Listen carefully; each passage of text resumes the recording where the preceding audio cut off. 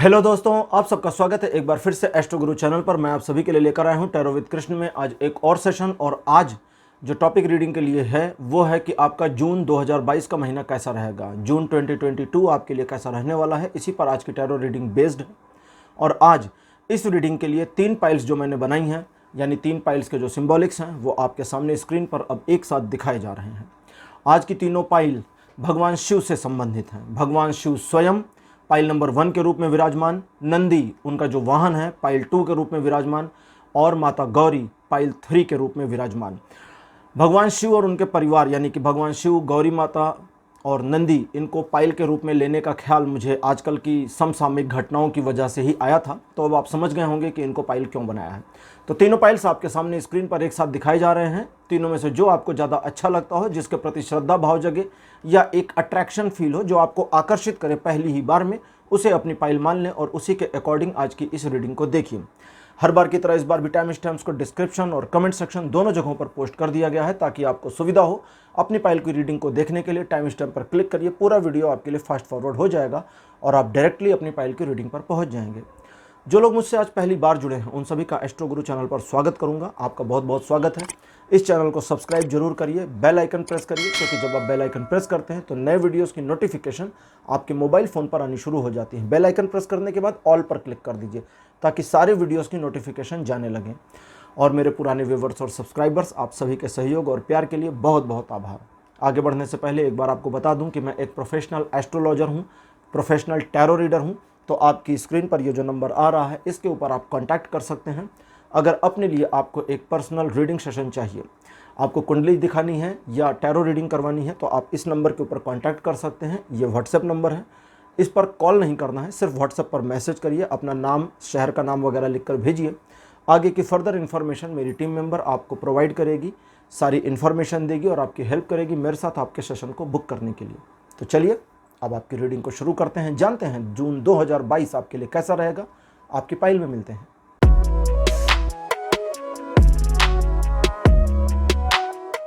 Hello pile number 1, आप सबका स्वागत है। आपकी रीडिंग में आपने भगवान शिव को चूज़ किया था एज अ पाइल, तो भगवान शिव को मेरे बगल में लगा दिया गया है। उनकी कृपा हमारे ऊपर बनी रहे सदा।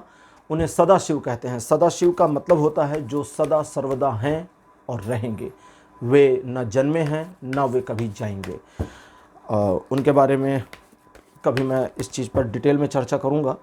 उनके बारे में कहा जाता है कि वे इस पूरी सृष्टि के समाप्त हो जाने के बाद भी रहेंगे, जिसके बारे में शंकराचार्य ने कहा है कि जब अमृत पान किए हुए सारे देवता नष्ट हो जाएंगे, आयु पूरी होने पर ब्रह्मा और विष्णु भी काल के गाल में समा जाएंगे, तब भी शिव और उनकी पत्नी रह जाते हैं, क्योंकि वही सृष्टि के अधिष्ठात्री देवता हैं, वही अधिष्ठात्री देवी हैं और उन्हीं से सब कुछ संचालित होता है। उनके डमरू से ही इस सृष्टि का प्रादुर्भाव हुआ था। खैर अब उस पर नहीं जाते हैं, चलिए आज की रीडिंग शुरू करते हैं। पहला कार्ड आपके लिए अपीयर मेरे पास queen of wands. Second position पर आपके लिए जो कार्ड अपीयर हुआ है this one is prince of cups. Card number 3 आपके लिए 5 ऑफ कप्स। कार्ड नंबर 4 आपके लिए जो अपीयर हुआ है this one is magician. Card number 5 आपके लिए अपीयर हुआ है द हैंगमैन। कभी आपने ध्यान दिया होगा मैं सिर्फ बाएं हाथ से कार्ड्स को निकालता हूं, कभी भी दाहिना हाथ इस्तेमाल नहीं करता कार्ड्स को निकालने के लिए। ये एक बहुत प्राचीन, मतलब प्राचीन का मतलब कई 100 साल पुरानी टैरो की ट्रेडिशनल परंपरा है एक तरह से, जिसमें कहते हैं कि चूंकि दिल हमारा दाहिनी ओर होता है और बायां हाथ, सॉरी, दिल हमारा बाईं ओर होता है दिल हमारा बाईं ओर होता है और बायां हाथ हमारा भी बाईं ओर है, तो वो कनेक्टिविटी बहुत अच्छी होती है दिल से। तो बाएं हाथ से कार्ड निकालना यानी कि दिल की बात सुनना, दिमाग नहीं लगाना। पाइल नंबर 1, आप जानते हैं आपकी लाइफ में चीज़ें इस समय आपके नियंत्रण में हैं। अच्छी बात है, कॉन्ग्रेचुलेशंस। लेकिन ये जो चीज़ें नियंत्रण में हैं, इस पूरे मामले में आप भी अपने नियंत्रण में हैं और एक तरीके से आप अपने आप के ही नियंत्रण में हैं। ये थोड़ा कॉम्प्लेक्स है, मैं अभी आपको इसके बारे में समझाऊंगा थोड़ी देर में। आपकी लाइफ में चीज़ें कई अप डाउन देख चुकी हैं, जीवन में उतार चढ़ाव लगातार बने हुए हैं, बने हुए रहे हैं। हर समस्या से आप आगे निकले, बचकर बाहर निकले, बल्कि ये कहेंगे कि एक एक्सपर्ट की तरह से आपने अपने आप को इस चीज़ में सामना किया सिचुएशन का और बाहर निकले। और निगेटिविटी जो अभी हाल फिलहाल आपके माइंड में थोड़े से टाइम के लिए आ गई थी, उससे ओवरकम बड़ी जल्दी आप कर गए, जिसके लिए आपको साधुवाद का धन्यवाद देना चाहिए। लेकिन इस जून के महीने में चीज़ें थोड़ी रुकी रहेंगी, थोड़ा ठहराव का महीना है। ये महीना बुरा नहीं है, पहले यही समझ लें, बिल्कुल बुरा नहीं है, अच्छा भी नहीं है, न्यूट्रल है। न्यूट्रल का मतलब फॉर्चुनेटली चीज़ें बेहतर हो जाती हैं तो बहुत अच्छा, नहीं होती तो फिर ईश्वर की यही मर्जी थी और मुझे इसी में संतोष करना है। कंप्रोमाइज़ नहीं, संतोष के लिए अंग्रेजी में कोई शब्द नहीं। कंप्रोमाइज़ का मतलब हम तो नहीं चाहते, लेकिन अब मजबूरी में हम इसी में कंप्रोमाइज़ कर दें। संतोष का मतलब कि हम इस चीज़ के साथ अपने आप को कंपैटिबिलिटी में लेके जा रहे हैं बिना किसी दबाव के, बिना हेजिटेशन के। यह है संतोष। इसीलिए संस्कृत में कहते हैं संतोषम परम सुखम। ठीक है, संतोष ही परम सुख है फिलहाल। अच्छा, अब उस चीज़ की बात करते हैं जो भी मैं आपको कह रहा था कि इस महीने आप अपने नियंत्रण में रहेंगे और दूसरों को नियंत्रित कर सकेंगे। तो पहले दूसरों वाला, क्योंकि दूसरा वाला मज़ेदार है। अगर किसी से कोई काम निकालना है, उसे इन्फ्लुएंस करना है, तो इस महीने ये किया जा सकता है। कोई नया काम शुरू करना है तो वो भी किया जा सकता है, हालांकि चलेगा नहीं या चीज़ें बड़ी धीमी शुरू होंगी। अगर जैसे मान लीजिए आपने कोई नई दुकान खोल दी, उद्घाटन वाले दिन तो चलो ठीक है, आपने कार्ड बांटा, 200-400 लोग आ जाते लेकिन उसके बाद आपकी दुकान डाउन रहेगी। जून के महीने में जुलाई से उठ सकती है, ये है। ठीक है, थोड़ा सा डाउनफॉल रहेगा जून में, लेकिन नई शुरुआत कर सकते हैं, मना ही नहीं है। किसी भी शुभ कार्य की मनाही नहीं है, सब कुछ कर सकते हैं, लेकिन एक पॉज मोमेंट इस महीने बना रहेगा। चीज़ें आगे खिसकती हुई थोड़ी कम प्रतीत होंगी या कछुआ गति से चलेंगी, कच्छप गति होता है ना, टर्टाइल की चाल, तो उस तरीके से चलेंगी। लेकिन दूसरों को प्रभावित करके अपना काम वगैरह निकालने की कला आप में जो है, वो उसको आप इस्तेमाल कर सकते हैं और अपना फ़ायदा उठा सकते हैं। साथ ही साथ अगर किसी सिचुएशन को पिछले काफ़ी समय से टैकल कर रहे थे और उस सिचुएशन को टैकल करते करते एक ऐसी कंडीशन में आ गए हैं जहां आपको लगता है कि अब आपके लिए करो या मरो वाली कंडीशन है, तो जून के महीने में उस पूरी सिचुएशन को बड़े बढ़िया तरीके से हैंडल कर लेंगे। उसका बेनिफिट मिलने में चाहे थोड़ा डिले हो जाए, लेकिन हैंडल हो जाएगी सिचुएशन। अब बात करते हैं आपकी। आप अपने नियंत्रण में रहेंगे, यही सबसे बड़ा ग्लिच है और यही सबसे बड़ी मुसीबत का कारण है जून के महीने में। जब आप अपने नियंत्रण में रहते हैं, दैट मीन्स आप अपने दिमाग के नियंत्रण में रहते हैं। आपका ब्रेन आपको कंट्रोल कर रहा होता है। मेरा फला चीज़ का मन नहीं है, your brain is controlling you. मैं फला चीज़ करूं, सही है, लेकिन मूड नहीं बन रहा, your brain is controlling you. तो यहाँ आपको अपने ब्रेन को कंट्रोल करने की पावर मिल सकती है अगर आप रिवर्स गियर लगाने को रेडी हैं। तो करना क्या है, सिर्फ इतना करना है कि अपनी किसी एक आदत को, जिसे आप स्पेसिफिकली बदलना चाहते हैं, लिख लीजिए या फोकस कर लीजिए और डेली उस आदत के ऊपर काम करने की कोशिश करिए। उसे अपने अनुसार चलाइए। हो सकता है जैसे कभी कभी होता है कि आप थक जाएं या बहुत टायर्ड फील करें, अरे आज तो बिल्कुल मन नहीं कर रहा यही वो पॉइंट है जब आपको गिव अप नहीं करना, रिफ्रेश हो जाए, अपने आप को रिफ्रेश कर लीजिए। जैसे फॉर एग्जांपल मान लीजिए आप ऑफिस में हैं, पक गए हैं, काम नहीं करना है, लेकिन आपको पता है कि मुझे ये करना चाहिए क्योंकि इसको करने का मुझे बेनिफिट है। तो बॉस के पास जाएं, सीधे सीधे चले जाइए और बताइए कि मेरा दिमाग थोड़ा डिस्टर्ब हुआ है, मुझे 10 मिनट का एक रिफ्रेशमेंट चाहिए, मैं बाहर से आ रहा हूँ। निकल जाइए ऑफिस के बाहर, कंपाउंड में घूम लीजिए, टहल लीजिए, किसी दोस्त से बात कर लीजिए, यूट्यूब पर कोई हंसी मजाक की क्लिप देख लीजिए, बिल्कुल डिफरेंट चीज़ जो आपके काम से रिलेट ना करती हो। बाहर जाकर चाट पकौड़े खाइए कुछ भी कर लीजिए या ठंडी हवा खाकर आ जाइए कहीं बाहर। मतलब बाहर का मतलब जैसे होता है ना, ऑफिस कंपाउंड के बाहर पेड़ वगैरह लगे होते हैं, धूप में मत टहलना। घर में है तो नहा लीजिए। अब ऑफिस में तो नहाना मुश्किल है, अगर आप कंपनी चेयरमैन हैं तो आपने बाथरूम बनवाया होगा तो वो अलग बात है कंपनी चेयरमैन कभी कभी बनवाते हैं अपने ऑफिस में बाथरूम, तो वो अलग बात है। अदरवाइज़ अगर आप घर में हैं तो एक बात कर लीजिए, नहा लीजिए। एक स्नान आपके मूड को तरोताज़ा भी कर देगा, रिफ्रेश कर देगा और मन के बोझ को हल्का कर देगा। ये रेमेडी समझ लीजिए एक तरह की है। जो आपका अपने माइंड को नियंत्रित करने के लिए आप इस्तेमाल कर सकते हैं इस जून के महीने में। और जितना बेहतर आप नियंत्रित कर पाएंगे, आउटकम उतना अच्छे और आपके फेवर में होंगे। तो आपके लिए जून का महीना कैसा रहेगा मैंने आपको बता दिया है। अब चलते हैं ओशो ज़ेन टैरो कार्ड्स और देखते हैं लाइफ के अलग अलग एस्पेक्ट पर ओशो कार्ड्स की क्या इन्फॉर्मेशन आपके लिए आती है कि ज़ेन कार्ड्स आपके लिए क्या बताते हैं। लव के मामले पर बड़ा प्यारा कार्ड आया है जिसका नाम है नथिंगनेस। जो लोग पहली बार टैरो देख रहे हैं वो जान लें, इस कार्ड पर कोई पिक्चर नहीं बनी, पूरा कार्ड ब्लैक है, ब्लैंक, खाली है। नथिंगनेस, नो थिंगनेस इस कार्ड का नाम है। नथिंग नहीं है, नो फिर हाइफन है, फिर थिंगनेस है। तो नो थिंगनेस मतलब कुछ भी नहीं। लव के मामले में प्यार क्या है, यहाँ मुझे थोड़ा सा प्यार की परिभाषा करनी पड़ेगी क्योंकि ये कार्ड जो गहरी इन्फॉर्मेशन मैं बता दूं, नथिंगनेस का कार्ड अपने आप में बड़ी डीप इन्फॉर्मेशन देता है। क्योंकि जब खाली कार्ड होता है तो हम अंदर बड़ी गहराई में झांक पाते हैं। और चलिए ज़्यादा गहराई में नहीं जाते। प्यार क्या है? प्यार एक ऐसा स्रोत है, एक ऐसा झरना है जो बहता है और ख़त्म नहीं होता। इस दुनिया में दो चीज़ें हैं जो कंप्लीट हैं अपने आप में, बाकी सारी चीज़ें इनकम्प्लीट हैं। सारी चीज़ें, यूनिवर्स इनकम्प्लीट है, पृथ्वी इनकम्प्लीट है, ब्रह्मांड भी इनकम्प्लीट है, सृजन अभी भी हो रहा है, विध्वंस अभी भी चल रहा है, कंप्लीट हो ही नहीं रहा। कितना भी बड़ा खजाना हो, स्वर्ण भंडार हो, कुछ भी हो, सब कुछ इनकम्प्लीट है सिवाय दो चीज़ों के। वो पहली चीज़ है विद्या और दूसरी चीज़ है प्यार। रेशियो में नहीं जाना है कि विद्या कितनी है, आपने 5वीं तक पढ़ी या 10वीं तक, जितनी भी विद्या है वो अपने आप में उतनी ही कंप्लीट है। जितनी भी आपके पास विद्या है, ज्ञान है, वो एनफ है, अपने आप में कंप्लीट है। उसमें और एडिंग का मतलब अपने ज्ञान को और बढ़ा सकते हैं, लेकिन आप ज्ञान को ऐड नहीं कर सकते। ज्ञान एक ऐसी चीज नहीं है जिसे घटाया या बढ़ाया जा सके। ज्ञान बस ज्ञान है। हाँ, उस ज्ञान को जानने के तरीके अलग हैं, उस ज्ञान को एक्सप्रेस करने के ढंग अलग हैं। मैं बुक का नाम भूल गया हूँ। 3 किताबें एक हैं लाइन बाय लाइन, जिसमें 2 किताबें पुराने टाइम में लिखी गई थी और एक किताब अभी 100 साल पहले। 100 साल पहले जो किताब, पहली किताब 2000 साल पहले लिखी गई थी, अरस्तु के टाइम पे, सुकरात के टाइम पे। नाम थोड़ा सा मिस हो गया है। 100 साल पहले जिस राइटर ने उस बुक को लिखा था, तीसरा पार्ट उसका ऑर्गेनम करके है, ठीक है, याद आ रहा है नाम याद आ गया, ऑर्गेनम करके है। कुछ लोग जानते होंगे, आप ऑर्गेनम बुक सर्च करेंगे तो मिल जाएगा इंटरनेट पर।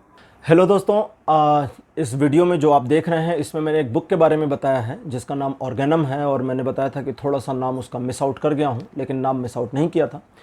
इसके बारे में थोड़ी सी इन्फॉर्मेशन मुझे लगा आपको फर्दर दे देनी चाहिए, ताकि जिसको कहते हैं ना कि अधूरा ज्ञान अच्छा नहीं होता, तो मुझे लगा इसको कंप्लीट कर देना चाहिए। तो इस बुक का नाम है ऑर्गेनम। इसे 2000 साल पहले, करीब लगभग 2000 साल पहले, अरिस्टोटल, जिनको हम अरस्तु के नाम से जानते हैं, उन्होंने लिखी थी, रिटन बाय हिम। और इस बुक का दूसरा भाग, अच्छा, ऑर्गेनम का जो मतलब होता है पहले बता दूं, उसका होता है ज्ञान को प्राप्त करने का एक instrument, an instrument to gain knowledge और गेटिंग नॉलेज। तो सेकंड पार्ट को लिखा था फ्रांसिस बेकन ने, जो पब्लिश हुई है सन 1620 में, और उस दूसरी पुस्तक का नाम था नोवम ऑर्गेनम। और इसी किताब की कड़ी, तीसरी जो कड़ी थी, उसको लिखा था, जिसको टर्टियम ऑर्गेनम कहते हैं, उसे पीडी ऑस्पेस्की करके हैं राइटर, उन्होंने लिखा था। ये पब्लिश हुई थी सन 1912 में। तो अभी से करीब 100 साल पहले, 110 साल पहले के करीब पब्लिश हुई थी।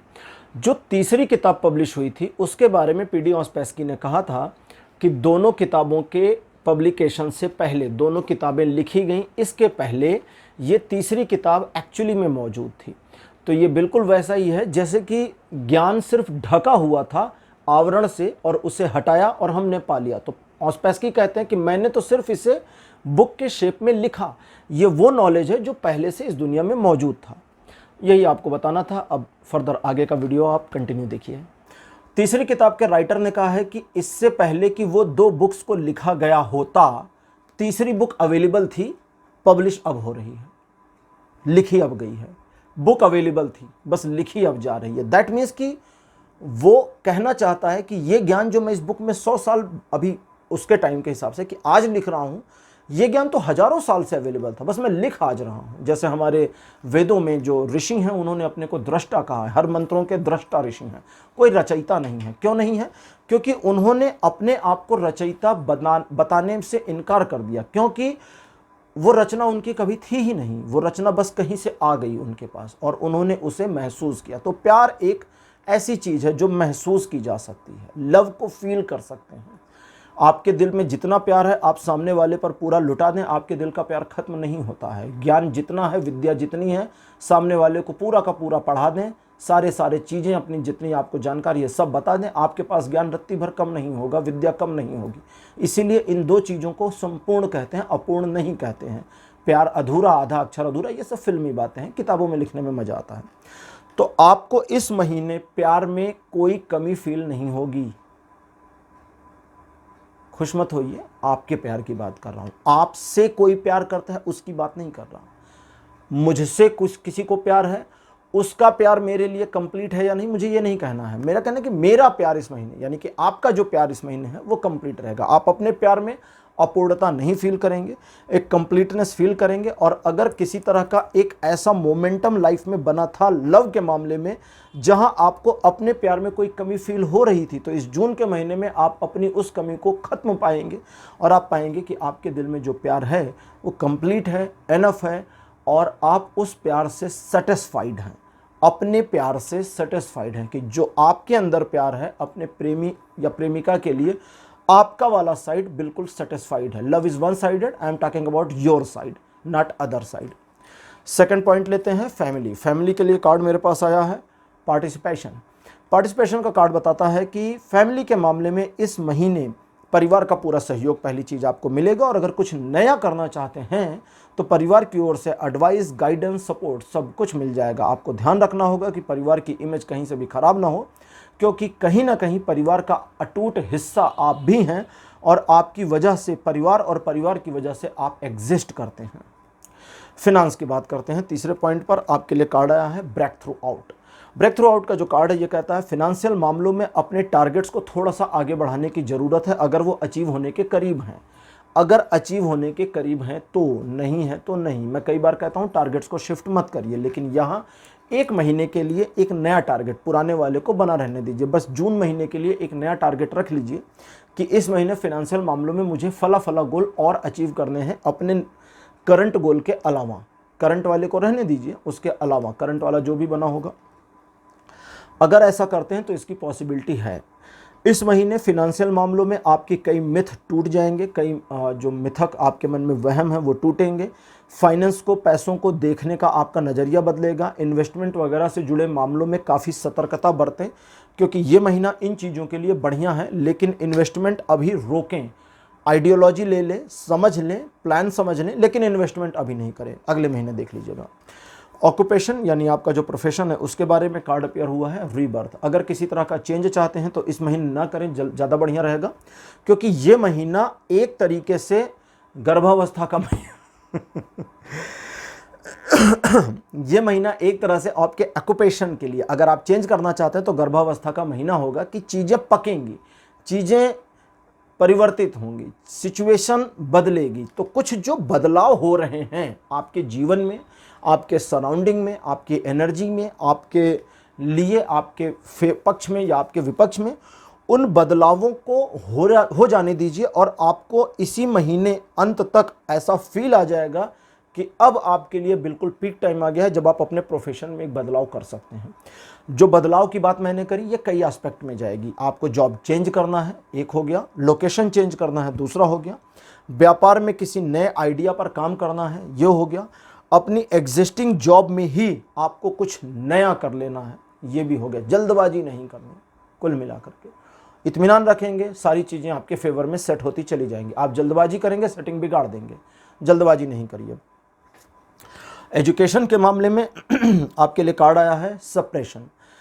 देखो, जून का जो महीना है इसको सभी जानते हैं कि ये छुट्टी का महीना होता है नॉर्मली। तो सबसे पहले छुट्टी वाले बच्चों के लिए इस महीने को ग्रांटेड लेके नहीं चलना है। अपनी एजुकेशन के मामले में अपने आप को ब्रशअप करना है। ब्रशअप मतलब तलवार में धार लगा करके रखिए। तलवार होती है ना, अगर उसमें धार लगानी बंद कर दें, 1 महीने के लिए मैन में डाल कर रख दें और 1 महीने बाद निकालें, तो वो काम की नहीं होती है। क्यों? क्योंकि उसकी धार में कमी आ जाती है। इसलिए एक कंसिस्टेंसी की ज़रूरत होती है। आर्मी के ऑफिसर्स भी ऐसा करते हैं, अपनी गन्स को साफ़ करते रहते हैं, चाहे कहीं फायरिंग करनी हो या ना करनी हो, गन को साफ़ करते हैं और फायरिंग की प्रैक्टिस करते हैं, चलाकर उसको एक तरह से समझिए तो रवा करते रहते हैं। तो वो आपको करना है। अपनी बुक्स को बिल्कुल जून के महीने में रख मत दीजिए, बीच बीच में पढ़ते रहिए और कोशिश करिए।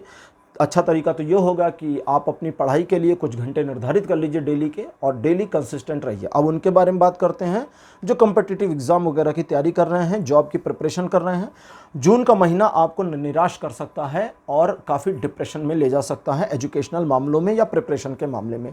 इस पूरे मामले में आप अगर अपने आप को डिमोरलाइज कर लेते हैं खुद से तो हो जाएंगे, नहीं करते तो नहीं होंगे, सिचुएशन आपके पक्ष में हो या ना हो। अगर आपने डिमोरलाइज होने से खुद में इनकार कर दिया कि नहीं मुझे कॉन्फिडेंस में रहना है, निगेटिविटी आ रही है, चलो निगेटिविटी को साइड में रखें, निगेटिविटी को हटाओ मत। मैं एक चीज़ बताता हूँ आप सबको, नेगेटिविटी एक ऐसा दुश्मन है जो हटाने की कोशिश करने से मल्टीप्लाई होता है। आपके दिमाग में एक नकारात्मक विचार आए, आप उससे लड़ना शुरू कर दें, वो 2, 4, 6, 8 बढ़ता चला जाता है। इग्नोर कर दें उसको, ऐਵੇਂ ही छोड़ दें, वो हट जाता है, खत्म हो जाता है। तो ये ऐसा है। तो अपने आप को इस चीज़ के लिए कॉन्शियस करें कि आप पॉजिटिव रहेंगे, केवल आप पॉजिटिव रहें, चीज़ें ठीक हो जाएंगी। अब आखिरी में बात करते हैं आपके हेल्थ की। आपके लिए कार्ड अपीयर हुआ है पॉलिटिक्स। पॉलिटिक्स का कार्ड जो है ये हेल्थ के मामलों में बताता है कि वो चीज़ें जो आपकी हेल्थ को हार्म कर रही हैं, लेकिन उसके बावजूद आप उन चीज़ों के साथ बने हुए हैं। सिर्फ इसलिए बने हुए हैं क्योंकि आप मना नहीं कर पा रहे, कहीं खुद को, कहीं फैमिली को, कहीं किसी और को। तो उस चीज़ से बाज आ जाएं। दूसरा, अगर किसी लालच की वजह से हेल्थ से रिलेटेड मामलों में कुछ कंप्रोमाइज़ चल रहा है। अब लालच क्या होता है? ऑफिस में भैया खाना फ्री है, बड़ा ऑयली है लेकिन फ्री है, अब खाकर ही आएंगे, अब रोज़ खाओगे तो गड़बड़ हो जाएगी, और हो रही है, मत करिए। दूसरा कंप्रोमाइज़ क्या है? घर में आपको पता है कि आपकी हेल्थ से रिलेटेड क्या चीज़ें ठीक नहीं हैं, और अनफॉर्चुनेटली घर के दूसरे मेंबर्स को वो पसंद है और आप ही मार्केट से खरीद के वो ला रही हैं या ला रहे हैं, तो भी आपने कंप्रोमाइज़ किया। समझिए इस चीज़ को। डॉक्टर ने मना किया है बैगन मत खाइए सपोज़, और आप मार्केट गई, आप बैगन खरीद के ले आई। डॉक्टर ने कहा है भाई लौकी खाइए, आप मार्केट गई और आपने सोचा अरे बच्चे नहीं खाएंगे, आपने लौकी नहीं ली, तो आपने खुद से कंप्रोमाइज़ किया, अपनी हेल्थ से कंप्रोमाइज़ किया। ये सब मत करिए। दूसरा कंप्रोमाइज़ आपका क्या है? वे मामले जहां आपको पता है कि आपका एक डेली रूटीन डिसिप्लिन वे में काम करेगा, लेकिन आप उस डिसिप्लिन को फॉलो नहीं कर रहे हैं, तो उस चीज़ को भी रोकने की ज़रूरत है, वहाँ थोड़ा ध्यान रखने की ज़रूरत है। अगर किसी तरह का हॉस्पिटलाइजेशन का मामला आपका प्रेजेंट टाइम में चल रहा है, तो एक अड़ियल रवैया रख लीजिए अपने लिए, अड़ियल स्वभाव। तरीका बता रहा हूँ आपको। अगर आप हॉस्पिटल में हैं और हॉस्पिटल के बेड पर परेशान हैं और रिकवरी रेट कम है, और बाई चांस अगर आप मेरे वीडियो को देख रहे हैं, तो एक अड़ियल रवैया अपने अंदर बनाइए, एक अपने अंदर सख्ती बनाइए कि मुझे इतने दिन के अंदर इस हॉस्पिटल से निकल जाना है। Set your mind first. अगर आपने अपने माइंड को सेट कर लिया कि मुझे इतने दिन में निकल जाना है, तो निकलने के लिए पहली कंडीशन है रिकवरी, क्योंकि तभी डॉक्टर जाने देंगे, वरना नहीं जाने देंगे। तो आप माइंड सेट करें, रिकवरी के लिए रेडी हों, और रिकवरी हो जाएगी। आपका सोचना आपकी 50% प्रॉब्लम को ख़त्म कर देगा। तो फाइल नंबर 1 ये था आपके लिए आज की रीडिंग। आज की रीडिंग आपको कैसी लगी? अपने अनुभव, अपने एक्सपीरियंस कमेंट सेक्शन में जरूर लिखिए। इस वीडियो को लाइक करिए, शेयर करिए, और चैनल को सब्सक्राइब करना मत भूलिएगा। अगले वीडियो में आपसे फिर मिलूंगा। Bye bye.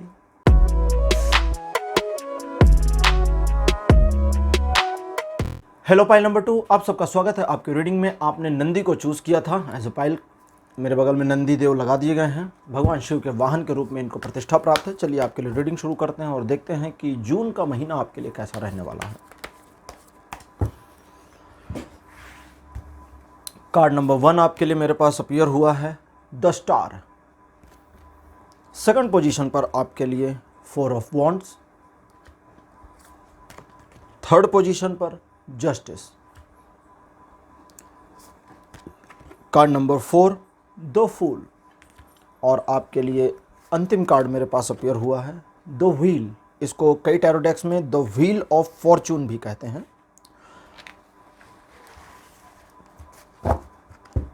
मतलब भाग्य का चक्र, व्हील ऑफ फॉर्चून, वो चक्र जो आपके लिए भाग्यकारी चीज़ों को लेकर आता है। तो बिल्कुल अब आप समझ गए होंगे जून का महीना भाग्यशाली है। लेकिन समस्या यहीं शुरू होती है, क्योंकि जब चीज़ें किस्मत से आपको सपोर्ट कर रही होती हैं तो उसे मैनेज करना बहुत बड़ी बात होती है।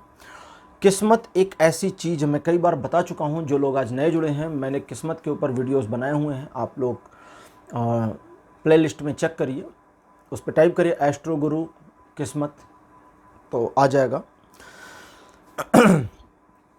तो मैंने कई बार बताया है कि किस्मत आपकी लाइफ को डिज़ाइन नहीं करती, सिर्फ धक्का लगाकर आगे बढ़ा देती है। डिज़ाइन आपके पास होना चाहिए, प्रारूप आपके पास होना चाहिए कि कैसे करेंगे। जैसे जून का महीना, इस समय कॉन्फिडेंस में आप दिखते तो हैं, लेकिन एक अजब कॉन्फिडेंस है। पता नहीं है क्या कर रहे हैं, क्या कहाँ जा रहे हैं, या फ्यूचर क्या है, समझ में नहीं आ रहा।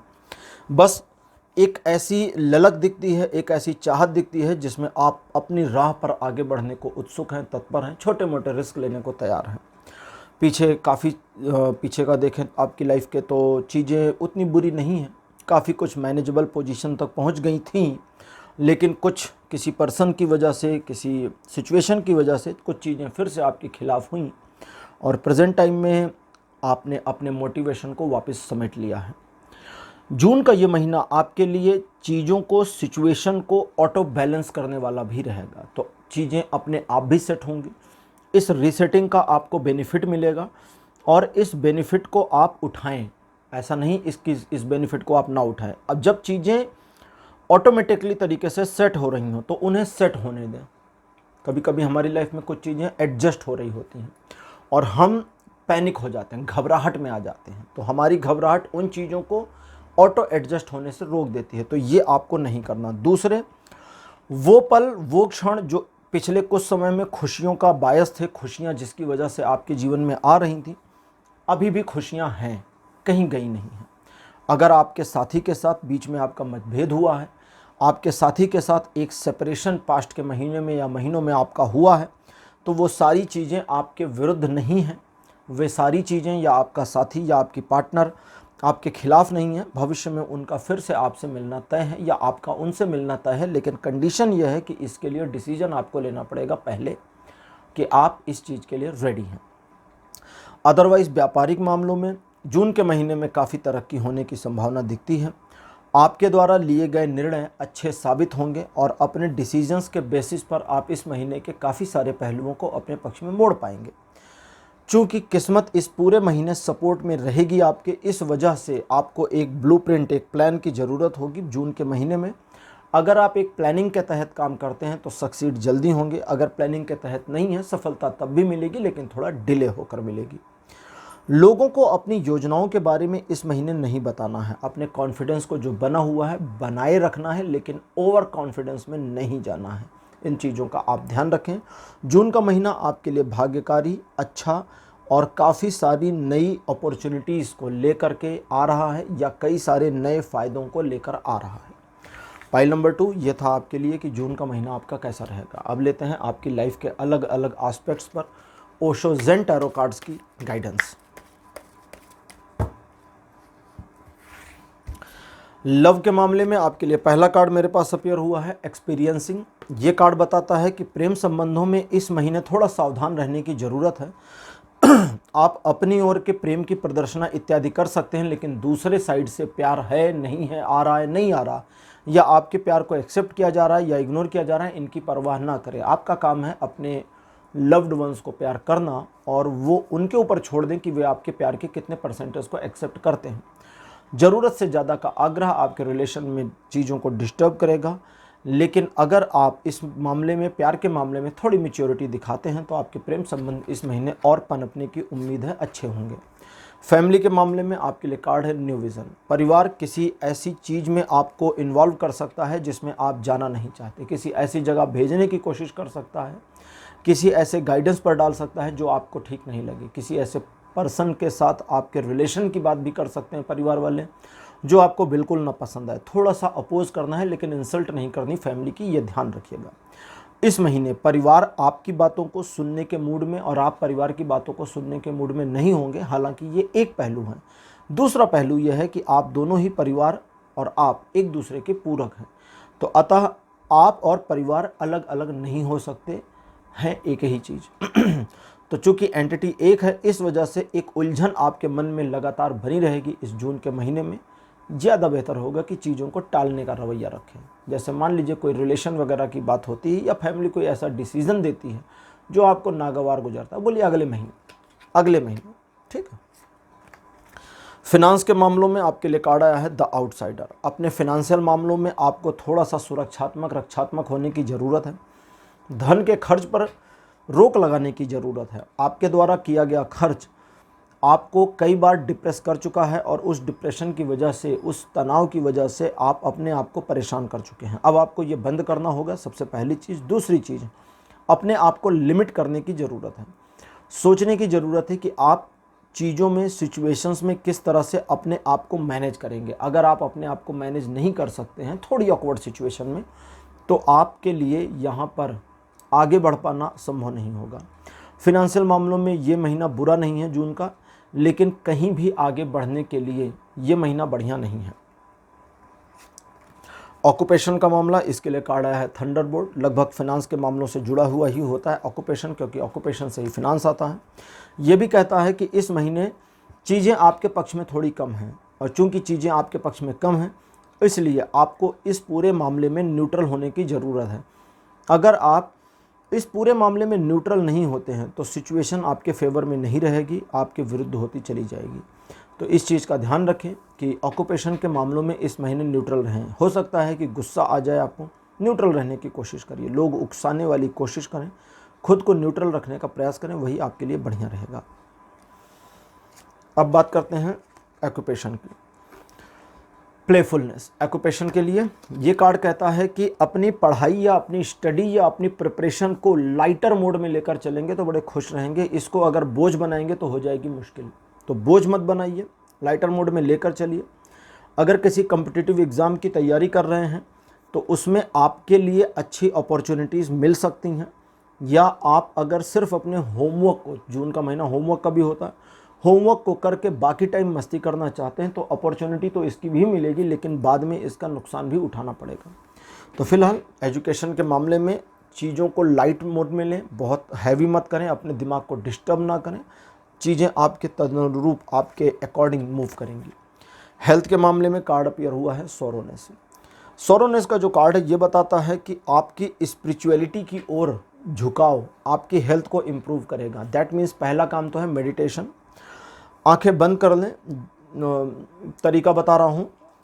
आंखें बंद कर लें और बंद आँखों से ओम, इस ध्वनि का ध्यान करें। बोलना नहीं है ओम, ओम बोलना नहीं, ओम ऐसा नहीं बोलना। आंखें बंद और सुने कि क्या कहीं ओम की ध्वनि बज रही है, कहीं ओम की ध्वनि चल रही है। सुने, हो सकता है शुरू के 2 दिन, 5 दिन, 10 दिन नहीं सुनाई पड़े, फिर सुनाई देगा। जब सुनाई देगा तब आप सोचिए कि वो मोमेंट कैसा होगा, आप कितना गजब का फील करेंगे कि बिना बोले, बिना कुछ किए वो ध्वनि सुनाई दे रही है। और आप जब उसको सुन लेंगे तो जैसे ओम बोला जाता है, जैसे ओम की ध्वनि की जाती है, उससे थोड़ा डिफरेंट है वो। जो सुनी गई है वो डिफरेंट है, बोली गई है वो, अब बोलने वाली तो अलग हो जाती है। तो फिलहाल इस चीज़ को करें, इससे आपको हेल्थ में बहुत रिलीफ मिलेगी। हेल्थ के मामले में जो आपका दिल चाहता है कि मुझे अपनी हेल्थ को ठीक करने के लिए फला काम करना है, लेकिन इसके आगे नहीं जा रहे हैं, उस चीज़ को करिए। थोड़ा थोड़ा शुरू करिए, बट उस चीज़ को करिए। हेल्थ से रिलेटेड अगर कोई कॉम्प्लिकेटिव सिचुएशन चल रही है तो सब दूर होती चली जाएंगी। तो पाइल नंबर 2 यह था आपके लिए आज की रीडिंग। आज की रीडिंग आपको कैसी लगी, अपने एक्सपीरियंस, अपने अनुभव कमेंट सेक्शन में ज़रूर लिखें। इस वीडियो को लाइक करिए, शेयर करिए और चैनल को सब्सक्राइब करना मत भूलिएगा। अगले वीडियो में आपसे फिर मिलूँगा। Bye bye.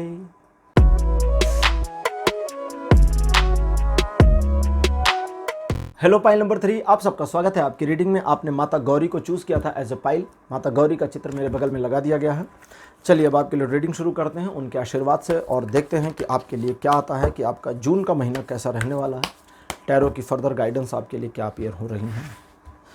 कार्ड नंबर 1 मेरे पास अपीयर हुआ है आपके लिए S of cups. Second position पर आपके लिए जो कार्ड आया है द लेडी, इनको कई टैरो डेक में द एम्प्रेस कहा जाता है। थर्ड पोजीशन पर 3 ऑफ सोर्ड्स, ये बुरा कार्ड है। फोर्थ पोजीशन पर द सन, ये बहुत अच्छा कार्ड है। और लास्ट कार्ड आपके लिए है प्रिंस ऑफ कप्स। देखिए, इस महीने किसी ऐसी महत्वाकांक्षी परियोजना के आपके पूरा होने की संभावना दिखती है जिसके ऊपर आप पिछले काफ़ी समय से या तो नज़र गड़ाए थे या उस पूरे मामले को आप अचीव करना चाहते थे। अचीवमेंट का महीना ये हो सकता है जून, लेकिन प्रेम संबंधों में तल्खियाँ भी आ सकती हैं। सुखद समाचारों की इस महीने प्राप्ति होगी। इस महीने परिवार के प्रति आपका जो रवैया है वो बहुत अलग और अच्छा भी रहेगा। कुछ नया करने की दृष्टिकोण से, नया शुरू करने के दृष्टिकोण से ये महीना बहुत फायदेमंद रहेगा। देखिए, कुछ चीज़ों को समझिए, जैसे वर्तमान में आप अपने आप में एक भरे हुए व्यक्ति हैं, थोड़ा ईगो दिखता है आप में, उस ईगो को थोड़ा कम करना है। लेकिन उसके साथ ही साथ आप भविष्य के प्रति काफ़ी उत्सुक हैं। उत्सुकता वर्तमान के प्रति रखनी चाहिए, भविष्य के प्रति नहीं। भविष्य अनदेखा है, वर्तमान प्रेजेंट है, सामने है, मौजूद है, तो इसकी ओर ज़्यादा ध्यान दें तो बढ़िया रहेगा। अगली चीज़, इस महीने जैसा मैंने बताया प्रेम संबंधों के लिए ये महीना बढ़िया नहीं है और इस महीने प्रेम संबंधों में कुछ ऐसे विवादास्पद स्थितियां आ सकती हैं कि उन विवादास्पद स्थितियों की वजह से आपको कुछ कंप्रोमाइज़ करना पड़े या अपने आप को एक तरीके से न्यूट्रल करना पड़े, अपने साथी या अपने जीवन साथी के सामने शर्मिंदा भी होना पड़े। तो ये सारी चीज़ें आ सकती हैं। अभी इसमें सारी चीज़ों को बता रहा हूँ। अच्छा, सबसे पहले मैं बता दूँ आपको, प्रेम संबंधों में अगर आपका अपने साथी के अलावा किसी अदर पार्टी से कोई रिलेशन नहीं है तो परेशान नहीं होना है, फिर सफाई भी नहीं देनी है, चीज़ें अपने आप से रीसेट हो जाएंगी। लेकिन अगर आपका किसी से संबंध बना हुआ है तो फिर आपको सफाई भी देनी है, खुद का बचाव भी करना है, क्योंकि फिर चीज़ें रीसेट नहीं हो रही। एक नई यात्रा पर जाने के संयोग बन सकते हैं, संकेत आ रहे हैं। आने वाले समय में जून का महीना आपके लिए एक यादगार मोमेंट लेकर आ सकता है जब आप अपनों से अपनों के लिए मुलाकात करेंगे और अपने आप को और इन्हेंस करने का प्रयास करेंगे। ये महीना आपको काफ़ी सारी उपलब्धियां देगा सिवाय एक प्रॉब्लम के, और वो है लव रिलेशनशिप की। लव रिलेशनशिप में समस्या, बाकी जून का महीना आपके लिए बढ़िया है। पाइल नंबर 3, किसी तरह की कोई समस्या नहीं है। तो पाइल नंबर 3 ये था आपके लिए जून का महीना कैसा रहेगा। अब लेते हैं ओशो ज़ेन टैरो कार्ड और देखते हैं कि लाइफ के अलग अलग एस्पेक्ट पर आपके लिए ये महीना क्या लेकर के आ रहा है, कैसा रहने वाला है। लव लाइफ से जुड़े मामलों पर आपके लिए है इनर वाइस। बहुत बढ़िया कार्ड आया है, क्योंकि लव लाइफ के मामलों में इनर वाइस का कार्ड भी दिखाता है कि सिचुएशन ट्रायंगल हो सकती है और इस ट्रायंगल सिचुएशन से निकलने के लिए आपको कुछ भी नहीं करना है, कुछ करना ही नहीं है। निकलने की कोशिश आपको दोषी साबित कर देगी। इसलिए अगर किसी ट्रायंगल सिचुएशन में फंस गए हैं, देखिए फंस गए हैं का मतलब दो होता है। अगर आप इस सिचुएशन को क्रिएट किए हुए हैं और क्रिएट करने के बाद फंसे हैं तो निकलना आपको पड़ेगा, सफाई आपको देनी है, रास्ता आपको खोजना होगा। अगर आप अनायास फंस रहे हैं तो कोई आप पर शक नहीं करेगा, आपके साथी, जीवन साथी या प्रेमिका आपके ऊपर शक नहीं जाएगा। आपको कोई जस्टिफिकेशन नहीं देना है, डिपेंड करता है कि आप किस ओर जाएंगे। अगली चीज़ यहाँ पर है लव के मामले में कि अपने दिल में जो भी फीलिंग्स हैं उनको प्रदर्शित ना करें, किसी इंसिडेंट के पहले और किसी इंसिडेंट के बाद, दोनों ही ना करें। यह आपके लव रिलेशन को स्ट्रेंथ देगा। अगर अपनी सारी फीलिंग बताएंगे तब गड़बड़ होगी। फैमिली के मामलों में आपके लिए टोटलिटी का कार्ड अपीयर हुआ है, जो बताता है कि परिवार संबंधों से और सदस्यों से मिलकर बनता है, और अगर सदस्य परिवार को अपना नहीं मानेंगे तो फिर परिवार जैसा नहीं रह जाएगा। इसलिए सदस्यों को चाहिए कि वे कहीं भी हों, उनकी जड़ें परिवार तक होनी आवश्यक हैं। इस चीज़ को भी समझें कि ये जो महीना आपके लिए है, ये कुछ ऐसी एक सिक्स्थ सेंस वाली चीज़ आपके अंदर बना देगा जब आपको फील होगा कि अब तुरंत आपको अपने आप को किस काम से लगाना है या किस काम से हटाना है। जब ये चीज़ फील हो तो उसी चीज़ के ऊपर अमल करें। अगला ये कार्ड बताता है कि कभी कभी परिवार के वो सदस्य जो आपको सपोर्ट करने के लिए हाथ बढ़ा रहे हैं वे कभी कभी धोखा भी दे सकते हैं और उनका धोखा देना आपको बहुत गहराई तक चोट पहुंचाएगा, इसलिए थोड़ा माइंड मेकअप पहले से करके रखें। फिनेंशियल मामलों में आपके लिए हीलिंग का कार्ड अपीयर हुआ है जो बताता है कि अगर कुछ लॉस हुए थे पास्ट में तो वो लॉसेस कवर होने शुरू होंगे इस महीने, लेकिन ये कवरिंग थोड़ी धीमी रहेगी, स्लो रहेगी, लेकिन अंततोगत्वा हो जाएगी। तो पैनिक मत होइए, धीरे धीरे करके सही चीज़ों को आने दीजिए और जितना पॉजिटिव रहेंगे फिनेंशियल मामले उतने आपके फेवर में रहेंगे। अब बात करते हैं आपके ऑक्यूपेशन की। कार्ड अपीयर हुआ है द लवर्स। ये कहता है पहली चीज़ तो वो काम करिए जो आपको पसंद है। दूसरा, अगर आपको कहीं ऐसा लगता है कि आपकी सिचुएशन में ईश्वर ने कॉम्प्लिकेशन वाली स्थिति या ट्विस्ट को डाल दिया है और आप इस पूरे ट्विस्ट में कहीं इन्वॉल्व हो गए हैं या फंस गए हैं, तो आपको ज़रूरत है कि आप अपने आप को समझें कि आपका कैलिबर क्या है, आप कितने कैपेबल हैं। अगर आप अपने आप को एक ऐसी पोजीशन में ले जा सकते हैं जहां आपको किसी को जवाब नहीं देना पड़े तो आप सही रास्ते पर हैं, लेकिन अगर आप किसी को जवाब दे रहे हैं तो स्टिल आप गलत रास्ते पर अभी भी हैं। आपको अपना खुद का मालिक बनने की कोशिश करनी चाहिए। ऑक्यूपेशन के मामले में जो सोच रहे हैं, जो चाहते हैं, उन चीज़ों पर काम करने के लिए ये महीना सफिशिएंट है। तो इस महीने उन चीज़ों पर काम करिए, उन चीज़ों को ग्रो करने की कोशिश कीजिए, ये चीज़ें ग्रो हो जाएंगी। ऑक्यूपेशन के मामले में इस महीने आप जितना कॉन्शियस रहेंगे उतना आगे निकल जाएंगे। आपका चैतन्यता, आपकी कॉन्शियसनेस, आपका धीर गंभीर थोड़ा सा होना आपको एजुकेशन के मामलों में सफलता दिलाएगा। कॉम्पिटिटिव एग्ज़ाम्स के मामलों में चीज़ें आपके पक्ष में तो हैं, लेकिन आपको थोड़ा सा और एनर्जी डालने की ज़रूरत है, जो एनर्जी एजुकेशन के कार्ड कहता है कि इस महीने आपके पास रहेगी।